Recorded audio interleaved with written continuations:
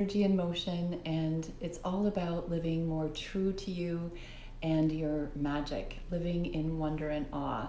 And we are back in our yellow sunroom today.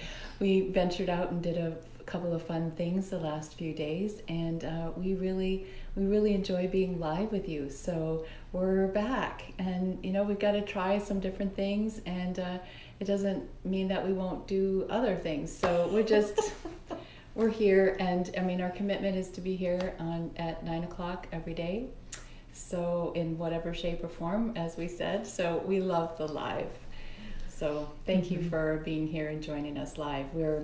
We get our inspiration from the 60-second hexagram of the i-ching this week. We're in the day 4 of 6, a 6-part series, as the solar transit moves through each one of these rich symbols.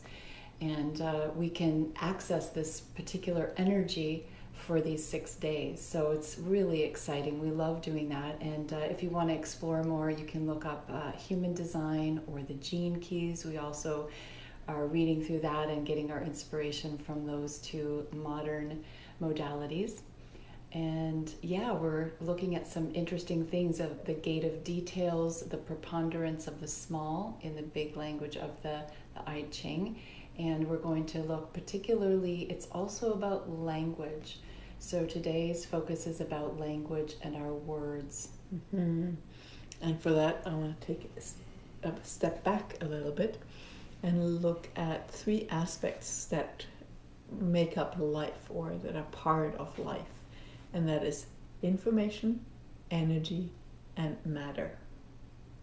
Okay, those are 3 elements in the works of magic that are very, very important. And they are interconnected with each other. It's not linear. Remember, it's magic, so magic is never linear. But for the sake of a conversation, we kind of have to make it linear. So when you look at information, our thought and inspiration, consciousness itself doesn't really have energy as such. It's pure information, possibilities that stimulate an energy, right? And the way that the energy flows in waves, and how high it vibrates and how fast, expresses an information. And that energy has an effect on matter. Yeah, so any wave flowing through your body affects how matter expresses itself. I mean, ultimately, it's probably all energy. It's just a little denser energy, and we call it matter. So I notice how much, contemplating this hexagram, I noticed how often we forget the power of the words. I don't know if you guys know the work of Dr. Emoto. You can see it. And the famous rice example. Oops, here it is. Like when you see this, there is the rice. On the yellow rice, it has the words written, thank you, and the black one, I don't know, nothing. Yeah, and it has been left, those 2 jars have been left alone, and see how they evolve. And you see that power of the words, thank you. Written on the jar. Sorry, yeah. Makes a huge difference. And when was the last time you used that tool to just write thank you on the stuff in your fridge? Probably a little while ago. Or on your arm, or on a place that hurts, yeah, on your body. Right? The words have an incredible power that we often forget. And information creates an energy, has an effect on matter. And we use that all the time with our works with radionics, which is the art of working with information to be a contribution to matter. So that's how we help your bodies and you to shift more into your potency and power and live a life that's true to you. But in our own fridge, we're not really using it. And we got inspired from really pondering this 60-second hexagram and the power of words and how we're not utilizing it in certain parts of our life. So you bet after this we're going to be writing. And it's not only words, it's also symbols. Like you can just draw a big fat heart on your pickles. Or on a place on your body that hurts. And the point is that, remember, those words themselves, the written lines themselves, don't carry the energy. They stimulate the energy. And with you putting an intent behind it, like really being in that space of gratitude for your pickles or for a knee that hurts, sets that energy in motion. It unleashes that energy. Writing it down, as you are the magician behind the words that brings that connection to the energy, that turns it into energy that has an effect on matter.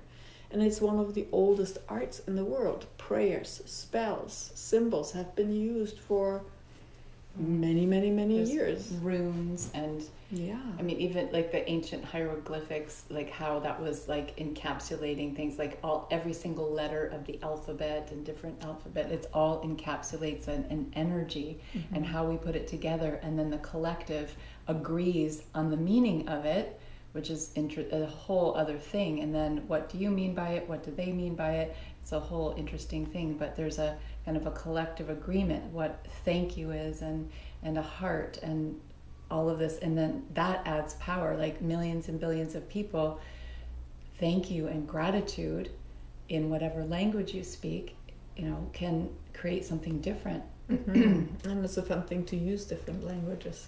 Actually, for long-term storage, I always write things down in different languages. I have fun with it, but in our own fridge, I'm not doing it. I guess we eat the stuff too fast, but how much more nurturing could it be for our bodies if we add that energy to it?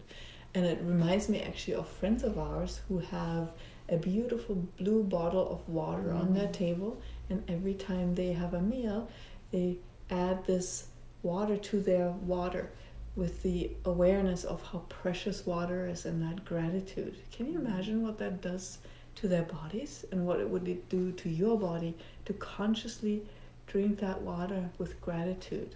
I think that's a beautiful little ritual, very inspiring. And our bodies are mostly water. So, I mean, the Emoto book, it's the true power of water is what he talks about. And he's got the famous pictures of the crystals, right? That's, putting love into it, gratitude.